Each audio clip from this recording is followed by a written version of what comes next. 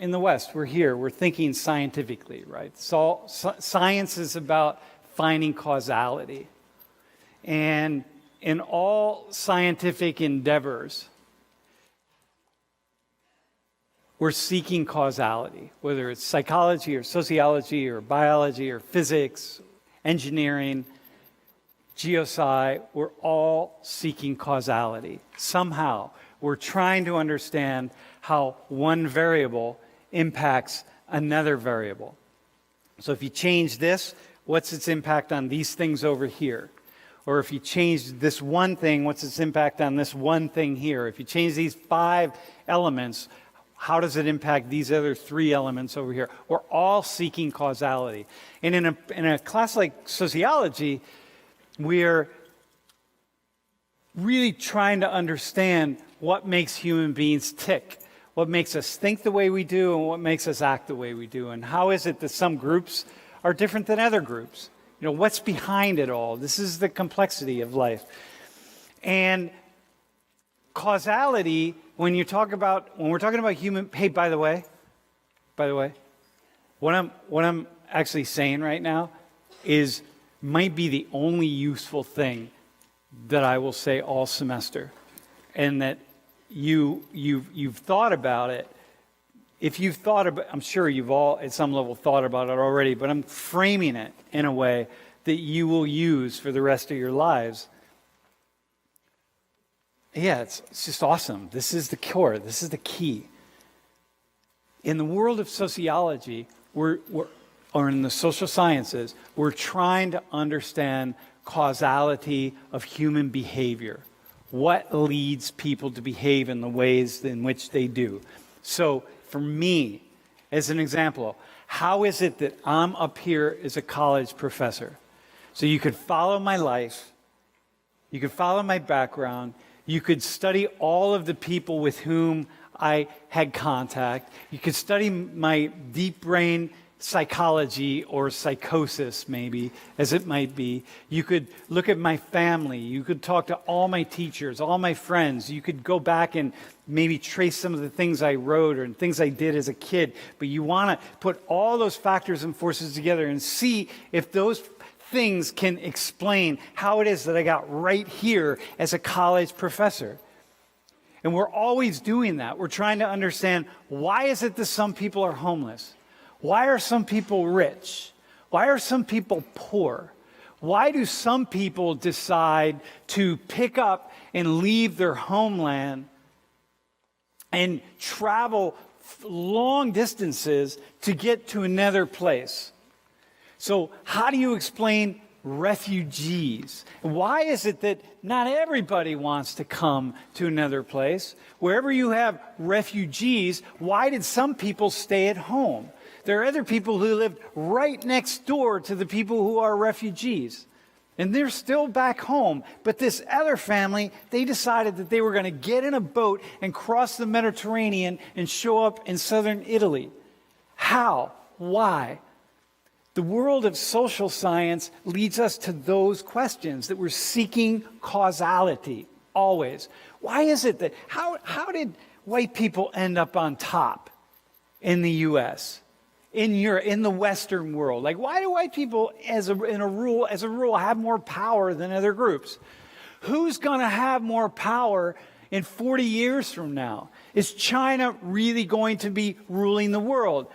I don't know. Maybe yes, maybe no. To get to the answer of that, you're going to start looking at lots of different variables. Well, what's the growth rate, and what's the population, and what are the decisions that are getting made about this and about that? And you're going to look at all of these factors and forces, and then you're going to make some assessment about whether China might actually be running the world in 40 years or 50 years. And you might say yes, you might say no. But you're going to start looking at all these factors and forces. It's causality. What causes it? Why? Some of you have friends who are hooked, believe it or not, who maybe are hooked on opioids. They're hooked on Oxy, let's say. Maybe you have friends who died from Oxy. Maybe you have family members. Maybe you have parents. Why? What led them and not somebody else? So maybe you have a group of friends, and some of your friends are addicts and others aren't. And maybe, you were doing the same things that they did. And they just kept going down this path, but you stopped. You just said, "No, I'm not going to go there." But they kept going. Why? What's the causality? Is it biological? Is it something in them? Is it that you think back to when you were young, they were always striving for something more than what they had. Their parents, their family, maybe they just had some kind of seeds of doubt in their lives that they just really didn't fully understand. But you go back. Like, for example, those of you who have friends or family member who have committed suicide. How many hours of conversation have you spent asking the question, why? Rolling over everything in your brain, but what about this and what about that, and it could have been, and then somebody else enters the conversation and you start going in a slightly different direction. You're all seeking causality. Is it their family? No, they made a choice. It's like, why'd they do that? Well, it wasn't a choice. Maybe I feel like they were always depressed. You know what? It was when my friend's father left the family. That moment, somehow it changed them forever. I don't know what it was, but, okay, the cause of your friend's suicide is that their father left the family. And then you say, yeah, but let me think about this. Yeah, he lost his job. And then he started drinking. And once he started drinking, everything fell apart. And then that's when he left. And it's like, okay, I get it, right? One thing. And then you see we're seeking causality. This is the world of sociology. It's the world of psychology. If you've ever been in therapy, you sit and you talk to a therapist because you're really trying to understand yourself and how to get here and what am I doing here and how to happen. And so in sociology, what we're doing is trying to understand large patterns of behavior for lots and lots of people. And here's the deal. Okay, you got it, right? I got it? Here's the deal. Causality can be divided into two things. So here's this line on the floor right here with this cable. On one side, we have choice. These are all the things that we do to ourselves. So your friend who committed suicide, in the end, they made a choice. And they just, as your friend who's an addict, or your parent, or you're making a choice. Just stop drinking. It's actually really pretty simple. Just stop drinking. Just don't drink anymore. You're making a choice. Every time you pick up the bottle, those of you who are alcoholics, every time you pick up the bottle and you take alcohol in one form, you're making a choice. So just make a different choice. It's really simple. The causality is about the choices you make. Hey, you're not doing well in school. Then make the choice to do better. Just study more. Come on, stop playing around. Stop watching sports. Come on, man. The NCAA, the March Madness is coming up. Oh, my God. I hate March Madness. So it comes up, and you all go like, I actually don't hate March. I only hate it on the very first Thursday because everybody's watching games in class, right? So stop watching sports. Stop paying attention. Just stop. It's really simple. And study more. It's all about choice. That's the stuff on this side. And over here, it's not about, it's factors and forces outside of our control. Study more. Wait, I can't really study more because I'm holding down 3 jobs. Why am I holding down 3 jobs? Because both my parents got reduced work hours and they can't pay for my college like they used to be able to pay for my college. I'm working 3 jobs. I'm working 35 hours a week. I can't study anymore. It's not about me. I would choose to study. I'd love to be over here and making that choice to study. Like, yeah, man, I got to put more hours in. Like, come on, I took my Social 19 quiz and I only spent 3 hours reading 5 hours worth of stuff. Like, that was such an idiot. I could have just, And so for one person, that's it. Yeah, I'm an idiot, man. I just chose to hang out with my friends the 2 nights before the quiz, and I didn't do all the readings, and I didn't do really well. And another person down here is like, well, I wish that was my problem, but my problem is I'm working 35 hours a week. Like, I don't know how the rest of y'all pay for school, but like I pay for my own school, and it's 35 hours a week, and it's really hard. I didn't have to do that last year. This year it's a little bit different. One thing after another after another. Everything is about choice. Why am I a college professor? How much of it has to do with my skin color? How much of it has to do with the fact that I'm a man? How much of it has to do with the fact that I'm not 3'8"? I'm 5'10" and a half, 5'11". What if I was 3'8"? How would I do as a college professor in here? How successful would I be if I was 3'8"? How many of you all would be like, oh yeah, that's Sam, dude. Like, yeah, he's pretty cool for a little guy. How would I be? How successful would I be if I had a really high, squeaky voice, and that's just how I talk? And you think everybody would be like, oh yeah, that's cool, it's a great class. You'd be like, I fucking can't stand that motherfucker's voice. Like, God. And so, like, yeah. So, but, like 20 of you would stick it out. And you'd be like, oh, no, it's cool. You just got to get past the voice thing. And, like, dude's all right. Like, he's got something to say. But, yeah, he's only 3'8". You can't see him over the first row of people. But, like, yeah, whatever. Like, what would it be? The fact that I'm a man.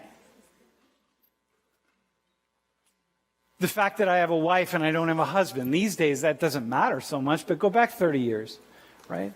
So where are we? How much of these things matter? The fact that I grew up working class. Yeah, I'm a college professor. I grew up working class. So you think like, whoa, I made some serious decisions because I'm working class. Like I paid for my own school. It's tough. You know what I mean? Like, man, I didn't go to 6th grade summer camp because my mom couldn't afford $10. And like today, that would be like $30. And so I just didn't go. And shit like that. I was working full time at the age of 14. And I had my first business when I was 12 years old. I was paying for my school clothes when I was 12 and 13 years old. If I wanted school clothes, I paid for them. So like, obviously, I made a lot of decisions to get here. But what about all the things that decisions I didn't make? Every job that I ever had was nepotism. My brother got me a job when I was 14. That's nepotism, right? So I'm white. How much does that help? Everybody I work with, say for a couple of people were white. How much of it, how different would it have been? So I'm working class. I wasn't destitute poor. I wasn't homeless. I wasn't on the streets. So yeah, my mom couldn't afford the $10 to send me to camp, but whatever, I had a roof over my head. It's all good. Right? I had other things. So I made a lot of choices to help me get here, but there were other things that were in place that really helped me out. Like when my father died, our house, my parents had bought a house and it was paid off. And how much of the fact that they were able to even get a loan to buy the house had something to do with the fact that they were white. If they hadn't been white, would they have gotten the loan from the bank at the interest rate that they did? So maybe they would be like, yeah, we went to this bank and that bank and this bank and that bank, and we kept going all around and around and around. We couldn't get a loan to buy the house. So they never bought the house. So when my dad died, they didn't have a house, and then my mom were paying rent and we're struggling and like, oh my God. So no matter what, I'm trying to make the choices, but the choices are being shaped by things outside of my control. And you see, choice and chance, they go together all the time. It's choice, it's chance. And we live, here's the key, my friends. We live in a bifurcated world whereby it's almost impossible to stand right on this line all the time.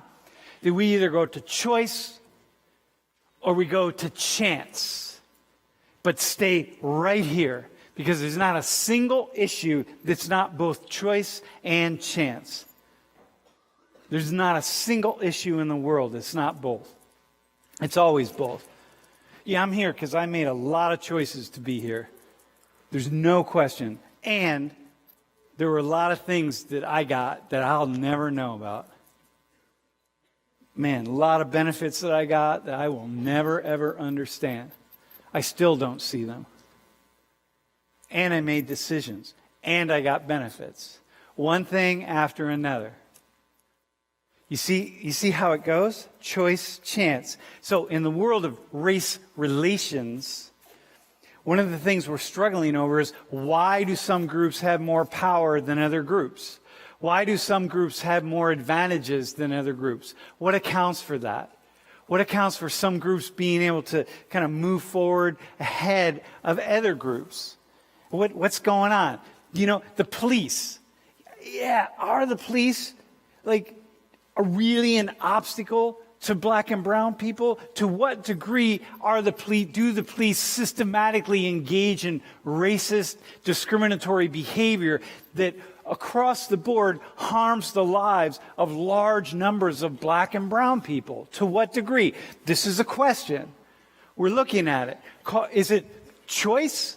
Is it chance? What goes on? So yes, another black man is beaten up or harmed, or worse yet, killed by the police.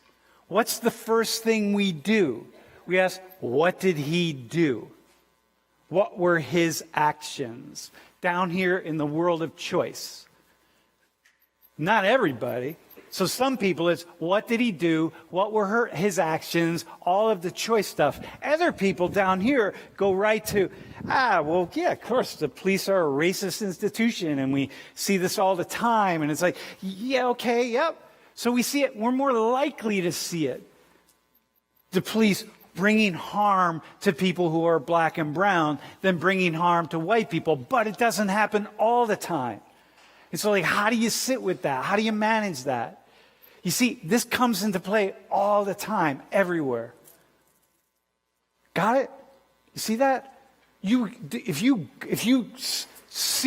can sit here in the center and hold these two things and know that every time you get in an argument about anything related to human behavior, you're arguing about causality. You want to argue whether Donald Trump is good or bad? You're arguing about causality.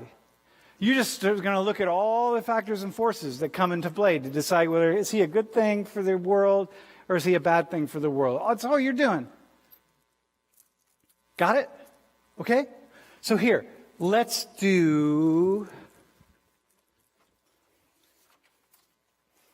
Oh, wait, and by the way, here's something.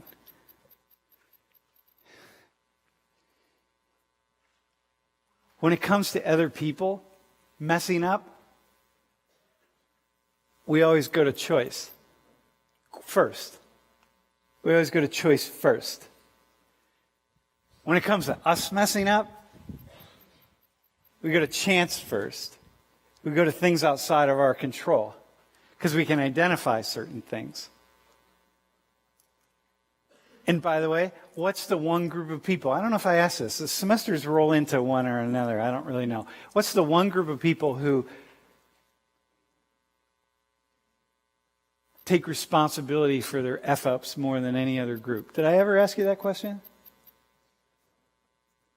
What's the one group of people, Mom, that we see across the board that are more likely to say, when they mess up, they're more likely to say, nah, I'm responsible for that, man.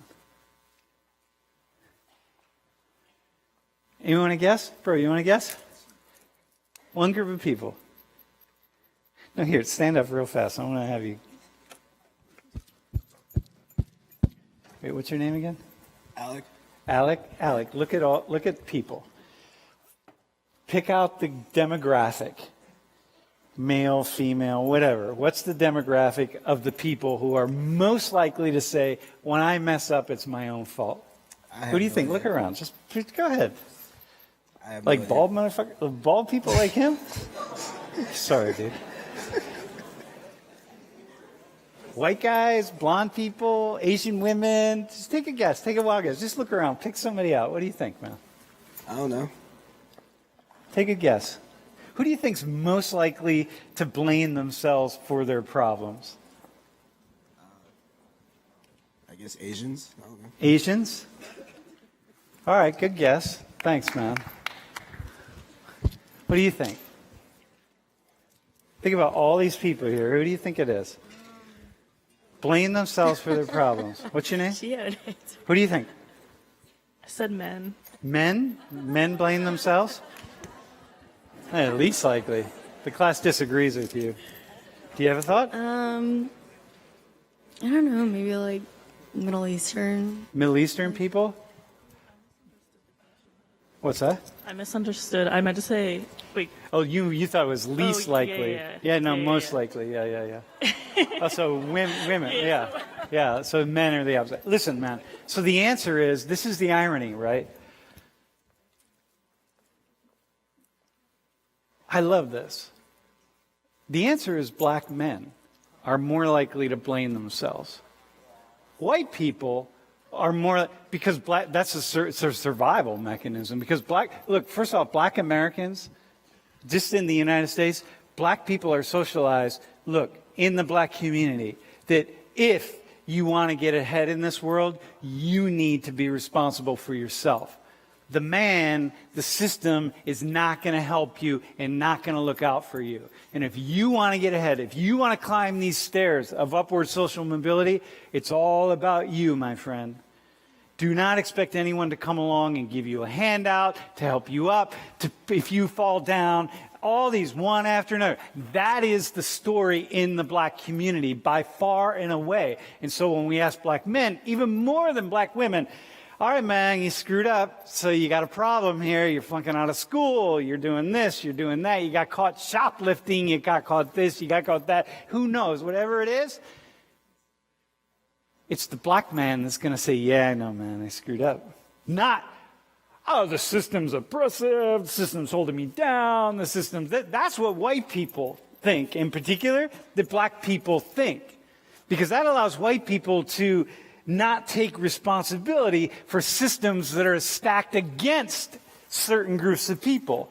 Because if I can sit back and be like, yeah, man, my problem is, black people, my issue with black people or brown people, what minorities, I don't know. Is it like, it just seems like they're always blaming the system. It's like, it's actually the opposite. The problem is they blame themselves more than they probably should. White people, by contrast, are most likely to blame the system, which is ironic, because that's not the story. The story is that it's like, yeah, white people, we pull ourselves up by the bootstraps, and we do what we need to do to move ahead, and we take care of ourselves, and it's all these black and brown, the minorities. You got it? You see that? Dude, this is the sociology class.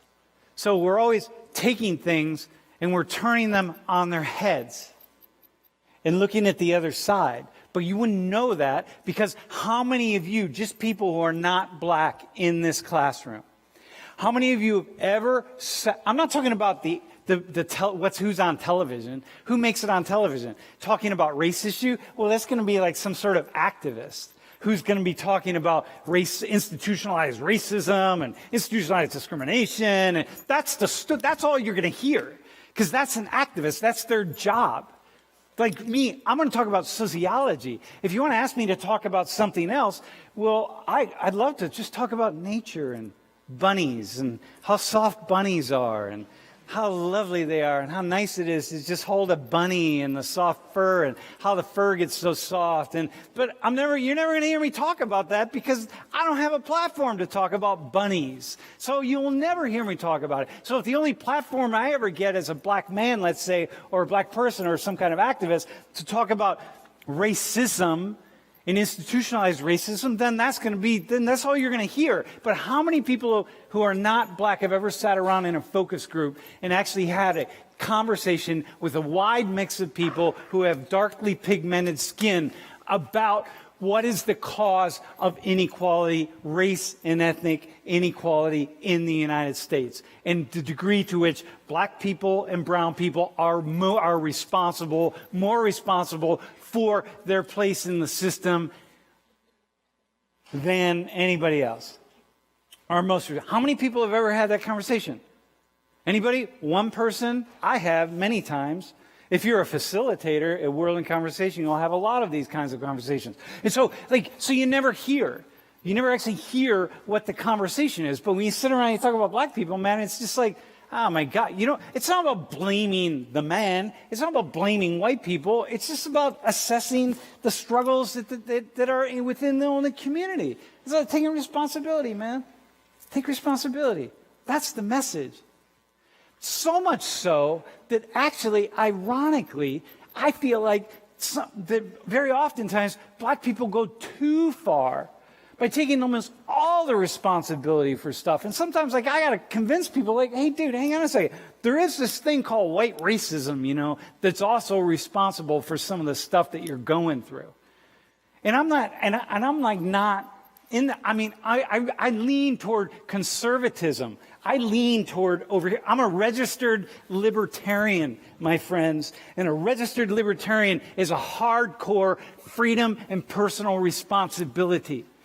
So I am registered in the political party that is most hardcore about being right here. You want to move forward? Take responsibility for yourself. You want to get ahead in the world? You are responsible for getting ahead. Don't blame any other people. Don't look to other people. Don't look to the government for any help whatsoever. Do it on your own. That's the hardcore libertarian perspective. That's the political party that I am registered for to keep me sane. And yet, with that, what I'm telling you is sometimes I have to come over here to convince sometimes black people, stop this, kind of taking all the weight of the responsibility for some of the shit that you're going through. Stop talking like a libertarian, because sometimes you gotta see the system. And sometimes you don't. And sometimes people see the system, and sometimes they wrongly see it, and it's a problem, and okay, got it. Yes, I hear black people and brown people and Hispanics and Asians, I hear people of color blaming things outside of their control in times when they really need to be blaming themselves. So I hear that a lot because I'm in the conversations a lot. But within the community, I hear a lot of libertarian thinking. Wow. Dudes.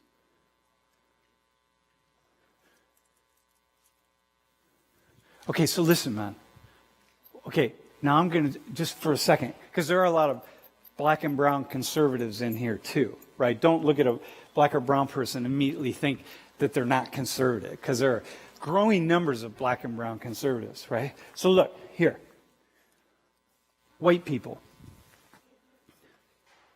What do you know about black people? What do you know about choice and chance? Really, what do you know? What do you know about what black people really think? I'm not talking about the activists on television. I'm talking about what people really think. Got it? Not what your uncle said. Not what your father said. Not some narrative story that you get. No, I want to know what people really think. What do you know? And what I'm suggesting is you may not know everything you really need to know. You may not really understand how people think. You know what I mean? Because how can you know if you're not there? It's awesome. That's why I love doing this kind of work, because it's just, okay, here.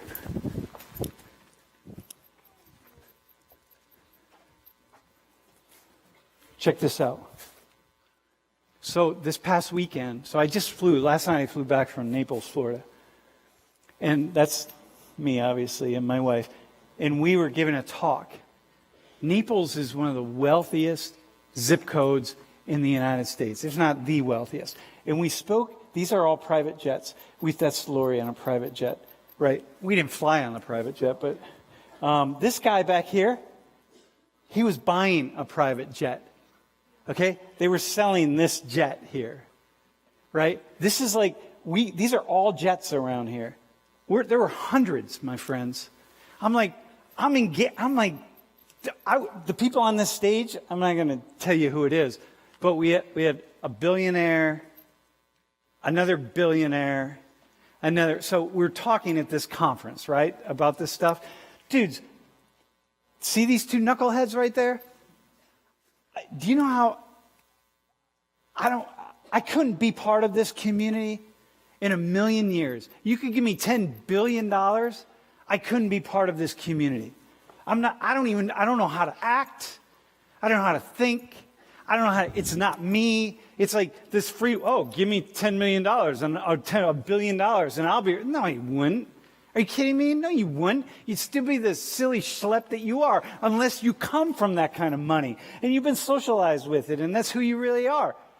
Because you don't even know. I can't even, at this stage in my life, I can't even adjust the way I even breathe around that kind of stuff. It is so foreign to me. And I engage. I've met many and worked and met many billionaires and millionaires and traveled around the world in first class and so on. And so sleeping on beds on transatlantic flights. But I will never be comfortable with that. I could never be that. It just wouldn't make it happen. We are who we are. And it's really deep. And so this idea that somehow we can just change ourselves and we can go here and we can go there, it's like, nah, man.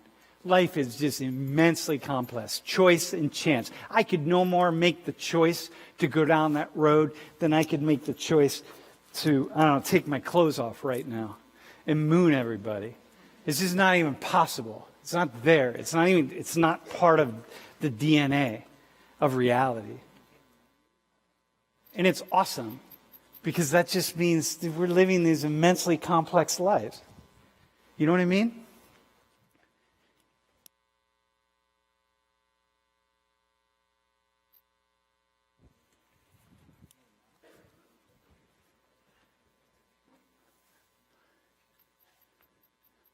All right, man. So you ready? I got one for you. So the other day we were talking about skin whitening cream. And I was thinking about this after we left. And first off, let me go ahead real fast. Remember who's the Nigerian that was up here? You, right? You're Nigerian? So I brought you up here and I was asking you about skin whitening cream and you didn't really know and right? Am I right? Skin whitening? Nigeria's 190 million people. It's estimated 70 million Nigerians out of 190 use skin whitening cream. That's why I'm surprised. I'm like, what do you mean you don't know? What do you mean? You're not, this conversation, you don't know that? 70 million people. That's almost 40% of the population.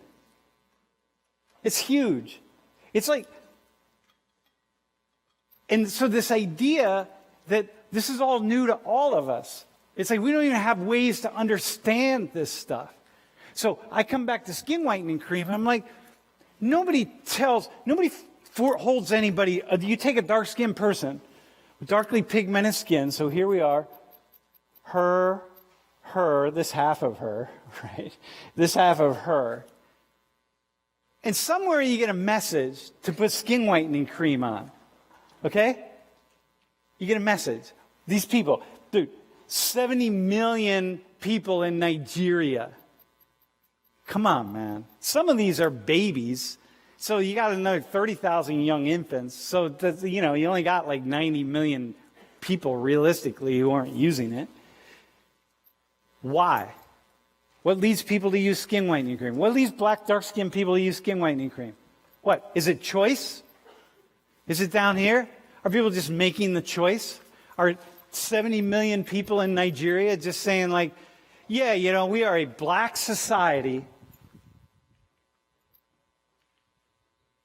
in Western Africa, black-led, white people are not dominating our world anymore. This is all about us. We have our own music industry. We have our own arts industry. We have our own television industry, our own movie industry. We have everything we need. And yet, nah, man, what we need is lighter skin. What is that? Is it choice? Yeah, we're just choosing to have light skin because it's kind of cool. You know what I mean? It's just beautiful. Or is something else going on? It's what is that? Or is it both? What is it? So, skin whitening cream, what is that? Why do people do it? Why would you do that? To think that it's only this and there's no choice involved would be stupid. Like what? Like fucking the white people? Like what, Americans are like holding all dark-skinned people down? We got them in like headlocks here and we're rubbing skin whitening cream all over your faces? It's like, no, we're not doing that. It's not happening. That would be just stupid to make that argument. And then equally down here to say like, nah, man, you know what I mean? Of all the things you can kind of do, you just like, well, we were thinking, we just kind of want to change it up a little bit. So we could actually put this cream on to make us darker, which would be really kind of cool too. You know what I mean? Like, hey, let's all just get really dark because that's cool. Or we could just put this cream on to make us lighter. So like, we'll just choose the lightning cream. Why not? It's a choice. Go dark, go light. Who cares? I don't really know. It's just a choice. I'm just making a choice, right? And yet, the whole world's going to whitening. Who's using darkening? It's whitening. So therefore, you can't go there. That would be a dumb argument to make.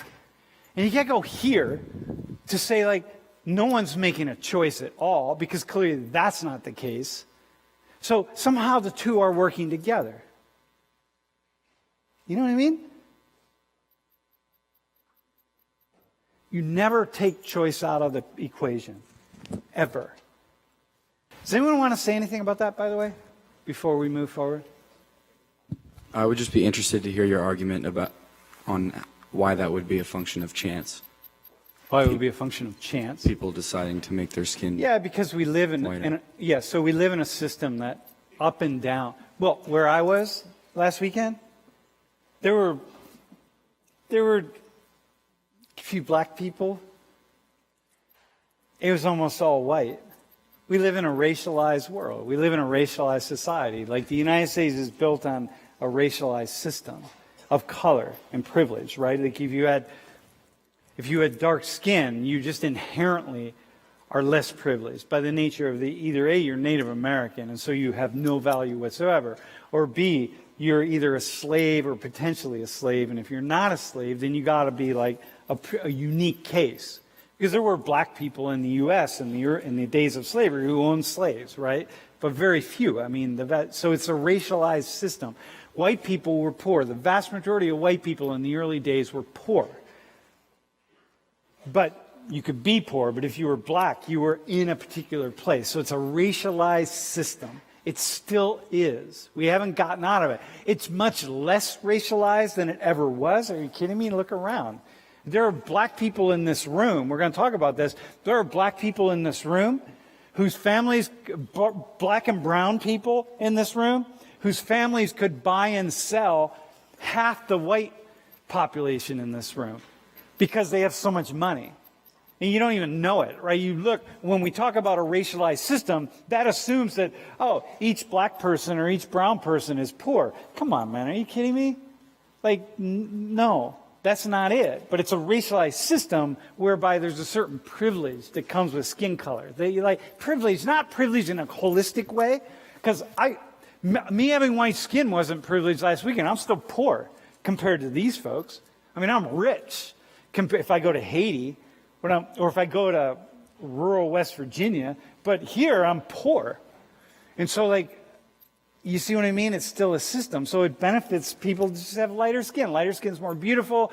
It's portrayed as more beautiful. Lighter skin is portrayed as, you're less likely to have. Look, if you go for a job interview, you take two black people and they're exactly the same, the lighter skinned person is going to get treated better than the darker skinned person. We know this across the board. Police are less likely they're going to treat lighter skinned people, and I don't mean white people, I mean lighter skin, like brown people, better than dark brown people. Across the board, we see that. And so that's what I mean about kind of the racialized. So it's like ingrained historically to pass. So the whole passing thing, I'm going to give you one more thing, right? So all throughout slavery, so what we see this blending of white blood and black blood, and a lot of it is just slave owners and white people in general taking liberties with black women, and then having children who are mulatto or who are both. And sometimes the children are really light skinned, and then the goal is to have your child pass as white. Why is that? Because if they pass it as white, then what's going to come along with that are certain privileges. That is part of an interracialized system. So it's like we've got hundreds of years of building a racialized power system. And so it doesn't strike me that people all around the world would want to have lighter skin. That's what we see. That's the standard of beauty. Everywhere we see that. It's a standard. Whether I go to Colombia or, I was in Iraq, or I go to, when I'm in Ethiopia, or when I was I'm in the Philippines, I'm wherever I am, and I go and I see those beauty magazines, it's always people with lighter skin. It just is. That's the standard. So it makes sense that any schmuck out there in the world like me, if I have darker skin, I'm going to wish it was a little bit lighter because that's what I've been born into. Like, for example, just like you, bro. If I took you as a child, if all you ever knew was, you know what? Are you straight? I know you're not. You're just asking the question, so I'm not sorry. So here's my final answer. This is awesome. This is an awesome example, dude. If I took you as a child and all you ever knew was the following, because you're straight, the ideal woman, all you ever knew and all you ever saw was the ideal woman was 4 feet 2 inches tall, 200 pounds, and completely flat-chested. Okay? That's all you ever saw. And women all around you were trying to be 4 feet 2 inches tall, 200 pounds, and getting rid of their breasts, having breast removal surgery. And that's all you ever saw. And that's what people told you, and that was in the media, and that was in magazines. Today, you would think, oh, look at her. Yo, she's really hot. To the girl, the young woman who's 4 foot 2 inches tall, 200 pounds, and flat-chested, you'd be saying yeah, she's really hot. That's how it is, my friends, which makes it so silly that we try to be something other than what we are, or that we think in these standards of beauty that we choose them. We don't choose them. This is like the dumbest thing in the world. It's all been imposed on us, standards of beauty. Like when you look in a mirror and you think you're beautiful, you're ugly, or you're this, or you're that, that's stupid. That's just utter ignorance. You've just been told that. You're told something. It's unless you're just, whatever you see you think is beautiful, because that's the truth. It's all beautiful. Nothing's ugly. So if that's it, then that's not stupid. So I should reverse that and say, thinking anything's ugly. Dude, does that make sense? And so it's the standard. Not quite. All right, would you say that the biological markers are irrelevant then? That I should, even if I'm born to think that one standard of attractiveness is just the status quo or the de facto attractiveness, that even if people deliberately look different than that I'm still going to be attracted to them? Well, if people have told me that I should be? Okay, so the only thing we've ever been able to ascertain, and people are really seeking this right now, is that there might be some sort of biological disposition to a couple things. Are you ready? Symmetrical faces. Okay, got it? So there's one. Doesn't matter what the face is. Doesn't matter how big the nose is, how wide, how the eyes are, whatever it is. It's just symmetry, right? Symmetry. Got it? And two, some kind of curves seem to be maybe some kind of in a little bit of a DNA thing. I've been seeing some stuff. But there's nothing else. Everything else is just learned. Everything's learned. Whatever you think is pretty or not pretty or this or that, or it's all learned. They just tell you. So So you see certain images over and over and over again, you start to imagine that those are the images. I mean, it's just really dumb. You got it? And so that's not a choice. That's over here. That's life down here. It's leading us down a path and we think we're choosing. Here, let me give you another one. Does that make sense, bro? There's no DNA involved in that. I would just like to think that I, as a biological human being, would be able to recognize if someone's deliberately making themselves less physically fit and legitimately chopping off parts of their body. Dude, physically fit is like, again, that's all just created. It's all created. Physically fit could be putting on, could be me physically fit in a different culture, would be me putting on twice as much weight as I have. You understand? And then it doesn't take much to convince you that like, oh, that's Sam, dude. He's like really fit. I want to be like him. It doesn't take much. I understand that historically, in some cases, larger people have been more physically Or skinny attract- people, let's say. Or perhaps even larger people. That's a legitimate Yeah. example that larger people have historically been more attractive because that's a sign of wealth and Yeah. a sign that that person will be more capable of producing healthy children, giving them Yep. a good, reasonable life. I'm not convinced that someone who's 4 foot, 200 pounds, who's But you just made the argument. You just made the argument because you said historically that was the case, and then history changes because we change our interpretation of things. I love what you're doing. Like you're thinking out loud for lots of people in the room because lots of people are thinking that, especially women. Who you go out in your damn Halloween costumes thinking like, oh, I got to look like this. Fuck that. No, you don't. Like, stop being assholes. You know what I mean?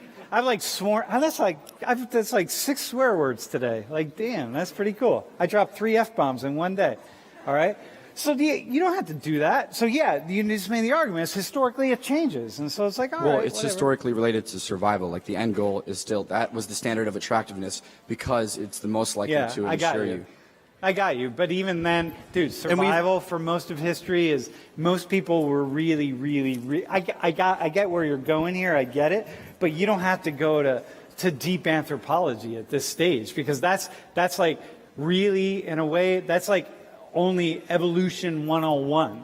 Go to evolution 605, right? It's different. It's actually really complex. And I'll let you continue here then. I think we just have flipped opinions then, that you think the culture is what inspires our sexual preference, whereas I would argue, in private perhaps, that it's the other way around, that rather our biology influences okay. our culture, our Okay. sexual preference influences our Yeah, culture. I got you. Thank Okay, listen. No, both, it's a big circle, right? So, no, your argument is well made. It's well taken. It is a big circle. What I'm saying is I can disrupt that circle at any moment and change the way we think about things. And we're thinking we're making choices and we're not. So I'm going to give you an example right here, okay? And I like to think that I make choices, except I know that I don't. Okay, so here we go. Okay, ready? Can I get I need a volunteer. And no, it's got to be a woman. Is that you? Okay, come on down. So here's what's up. We're going to do a role play. You ready? Oh, yeah, it's a role play. And you're coming in for a job. You look like you're dressed for an interview, the whole 9 yards. What's your name? Wait, hang on. What's your name? Paola. Paola. No. Paola. Paola. Paola. No. Pau with a P? P. Paola. Paola. Paola. Close. Where are you from? Puerto Rico. Puerto Rico. Okay, Paola. Okay, so here's what's up. We're gonna do a mock job interview. Okay, this is a study that somebody did. We're gonna walk through this mock job interview. Okay, you're coming in to work at Social 19, World and Conversation. I don't know. You're the job, right, with me, and I'm doing the interview with you.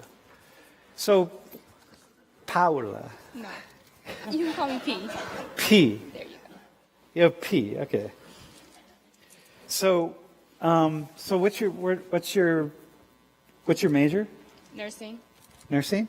I mean, why nursing? What got you into nursing? I like helping people, the making them mic, feel better. please. I like helping people and making them feel better. Uh huh. Yeah. And where are you from? Where's your family from? Originally Puerto Rico, but we live in Philly now. Uh huh. And where are you from in the U.S.? Philadelphia? Philadelphia. And do you have siblings? Yes. So what makes you be really interested in this job working as a clinician at World and Conversation? Well, I feel like I have a lot of experience with helping people and having people look at different scenarios. Okay. Do you have a boyfriend? No. So what? Give me something else. Have you ever so you're in nursing? Have you ever worked in a hospital? No. Yeah. All right. Hey, do you think men find you attractive, physically desirable? I think so. Yeah. Okay. Well, and how about so those are interesting boots that you have on. Are they boots? What is that? Yeah, they're boots. Yeah. Yeah. Mm-hmm. Hey, another question is kind of interesting. Do you think women should wear bras in the workplace? That's up to them. Yeah. Yeah. All right. So here, you ready? So now, if this were a real interview, and you didn't know me, and I was a strange man who just came in for a job, and we start talking, and I ask you, do you have a boyfriend? Do men find you desirable, sexually desirable? And do you think women should wear bras in the workplace? And I just put those into the conversation right in the middle of it. You'd feel uncomfortable? Talking to the mic. Would you? I'd feel uncomfortable. Why Would are you you- asking me these questions that it has nothing to do with what I'm applying for? Would you refuse to answer? I would like to think so. Would you maybe get up I probably wouldn't see it at first. Like, do you have a boyfriend? But as soon as you get to like the sexuality stuff, I'd be like, why are you asking me this? Do you think you might get up and leave or something like that? Probably, depending on how awkward it is for me. Okay. Yeah? Okay, so let me show you something. So this person had the same idea and was really kind of interested in how it is that people accept certain things. Okay? And in particular, how it is that women accept certain things that happen to them, right? These kind of little sexual slights that didn't really make sense. So he gave an interview in a questionnaire out to 197 women. 2/3 of the women who responded to the interview, to the question, said yeah, they would feel uncomfortable enough that they would not answer all those questions. Maybe the first one, but then they'd stop answering. And that 16 of 197 said they would get up and walk out. Okay? Got that? Which makes women in here. How many of you are feeling it for her in the moment? Could you imagine yourself being in that situation? That it's a role play and you're in this, and this creepy guy starts asking you these questions about wearing bras in the workplace and, this kind of stuff. And how many women in here, you don't have to raise your hands, but how many of you would feel exactly like her? Yeah, I'd probably stop answering at some point, and maybe I'd even walk out. Right? Got it? How many of you are going to say, yeah, definitely? Okay? So then he said, well, let me actually try this. Because, I don't know. So he actually did mock interviews with only 25 women, and all 25 of them stayed right in the interview, right to the bitter end, said nothing, and didn't walk out. Did nothing. So here you are, right? You're imagining here, right? P's down here imagining, yeah, if I'm in that creepy situation with some creepy guy, I'm going to be over here. I'm going to use my volition. I'm going to use my choice, and I'm going to walk up these stairs and make a decision. And be like, yeah, I'm not answering that question. Yeah, I'm going to walk out. Yeah, I'm not doing that. So I'm going to do that because you have power. You have power, right? You have power, right? You have power, right? You're not like a puppet down here. No one's just telling you what to do. There aren't men all around you saying no, you got to stick it out. You got to know. So naturally you think yeah, I'm going to do that. But what he finds is what we find all the time. It doesn't matter. Crank up the level of creepiness. Go as far as you want to go, but there's something happens that leads you down here. It's almost like there are these invisible strings on women here that is just you're like this kind of not a puppet in a. Don't think of this in the coolest sociological way, but there are ways in which your behavior is not shaped by your choices, but your behavior, just like what I'm saying about who we'd be attracted to, is shaped by things outside of your control. But so there's something in the system, like I talked about a racialized system, but there's a sexualized and gendered system as well. It's like leads P and all these other women to something. It's like these invisible strings, and we're up here, and I'm like, somehow someone's like this big. Here, hang on, I'll do it just like this. I'm going to be right behind you, right? Like this big puppet master, and like she's sitting here, talking like she's in control, like she's down there, but something's going on up here, and pulling strings and moving along, and this and that, and all sorts of things are happening, and like, oh my God. And you think you're making a decision, right? But just like all the women think they're making a decision, and not one said, I'm going to refuse to answer that or get up and leave. And so why is that, and how is that?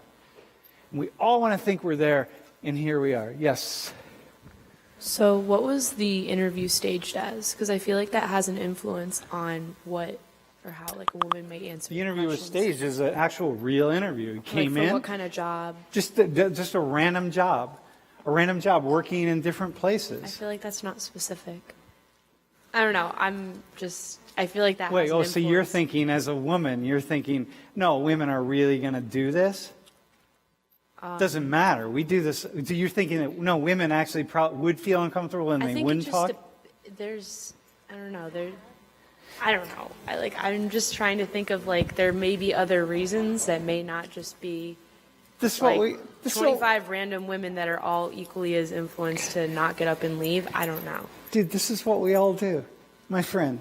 This is what we all do, right? We all are going to be like, yes, but, what about maybe the job was for, I don't know, like clothing design. No, I got you. Just follow me. And then maybe it's clothing design. It's like, well, but maybe it could like be about a bra or something, or maybe it's this, or maybe it's that. Like, I don't know, right? It's like this. We do. This is one tiny study. There's so many studies. Like they're all over the place. It's like we all want to be over here, and yet what we find is like we don't act in the way that we think we might act. Just like, dudes, look.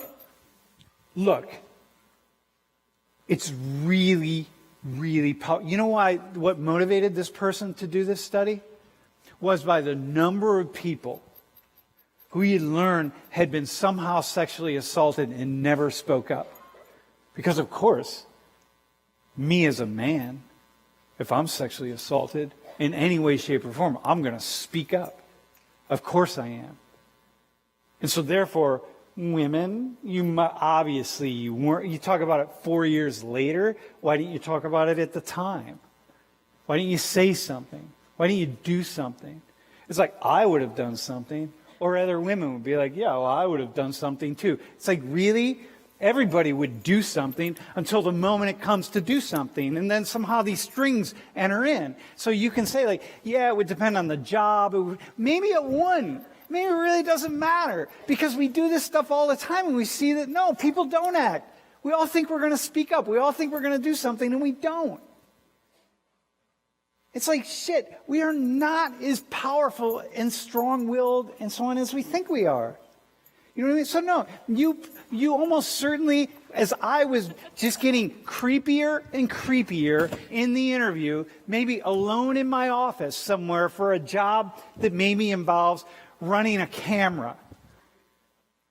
Maybe, don't think me, but just running a camera. Just a random job like that. That has nothing to do with boyfriends, how you dress, sex, anything like that. And you think, oh yeah, no man, I would speak up. And I just keep getting creepier and creepier. Oh, hey, I like those earrings.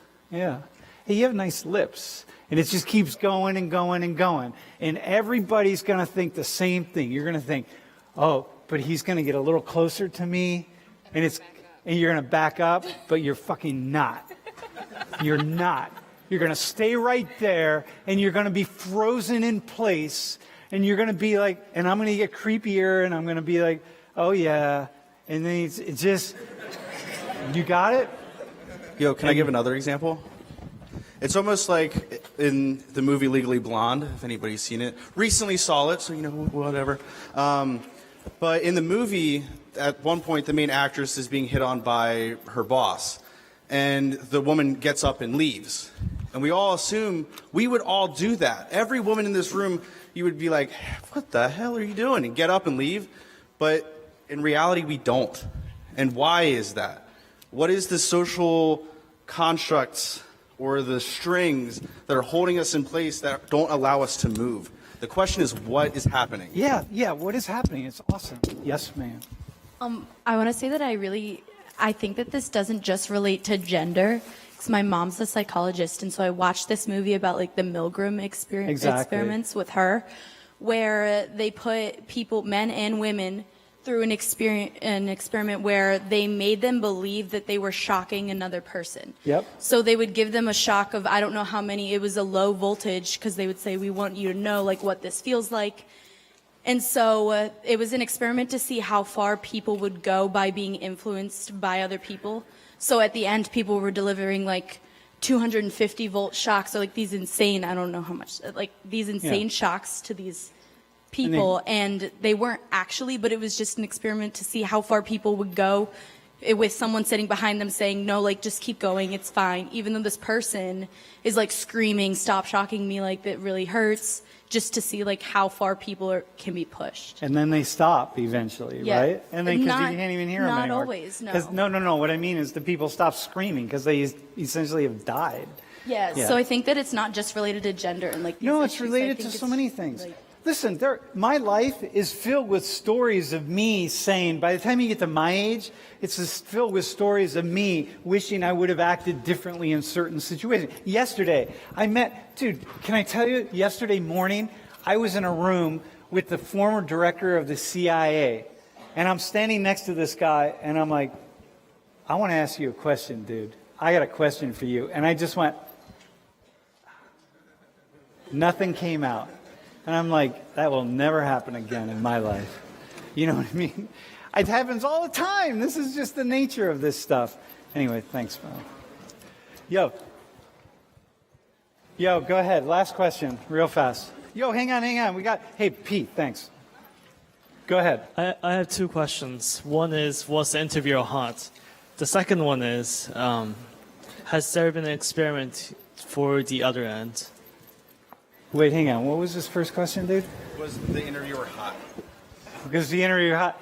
Yeah. Nah, dude, that's not part of it. No, it's All just right. yeah.